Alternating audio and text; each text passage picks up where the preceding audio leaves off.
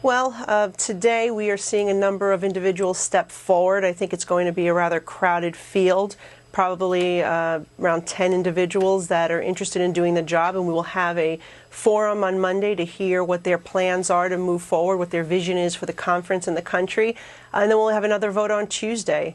Look, I'm disappointed that it's gotten to this point. I was happy with Kevin McCarthy. Should have never been removed. It was a shame that 8 Republicans sided with all the Democrats to remove him as a speaker. He was doing a good job.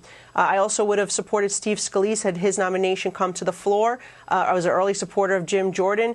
Sorry to see that the team did not rally behind Jim Jordan and get this done so we could move forward. But here we are, and I hope that my colleagues recognize the importance of electing somebody quickly in this week. It needs to be done. We have this aid package coming from the president. We have to have an opportunity to debate and deliberate on it. We've lost our time and our leverage, quite frankly, with the upcoming appropriations process, which funding runs out in less than 30 days.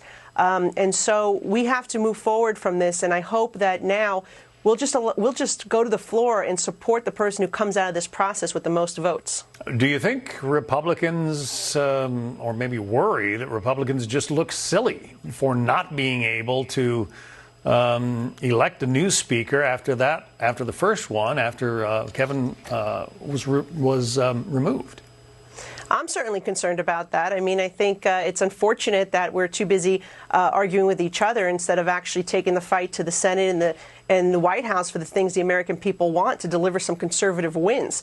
Look, like I said, I would have been happy with Kevin. I would have been happy with Steve Scalise. I would have been happy with Jim Jordan. Not all my colleagues saw it that way. But I think this has to be it. We really need to rally around the individual that comes through this process. There was a lot of bad feelings about how the process was, how Kevin was removed.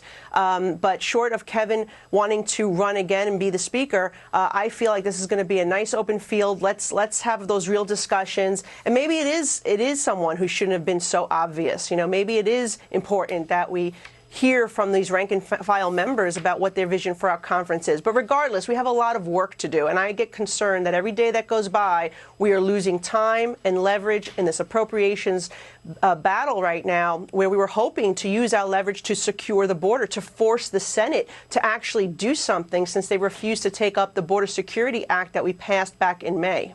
Obviously, Israel needs American support right now. It's pretty hard to deliver that without a speaker in place. That's right. I mean, and that's the thing that I think we have to sometimes get out of that D.C. bubble and realize that the world is still spinning. Our ally Israel is at war. There are American hostages being held. We have government funding going to expire in just a couple of weeks. Our open border remains open because the Democrats in the Senate and the White House refuse to do anything about it. Therefore, we need Republican leadership to push them and use whatever leverage we have in this upcoming appropriations fight. But each day that the clock is ticking, we are losing that leverage, and we're not going to be happy with the result because we need time to be able to negotiate these bills. Look, in the appropriations, we've passed 4 out of the 12 bills. We need to pass the remaining 8 bills. The Senate has done 0. So people are looking to the House for that type of leadership. And we have to give it to the American people because the Democrats, quite frankly, have failed. And so I really hope we put aside these personal differences. I think we will. I think people were not happy with the way the process rolled out over the last 2 weeks. But we've had some time to discuss our concerns and answer questions from the members. And I think we can meet in a place. We have to do it for the good of the Republican conference, for the good for the institution of Congress, and for the good of our country. The president wants more than $100 billion in aid for Israel and also Ukraine. Is there the appetite in the House side, to deliver that kind of money?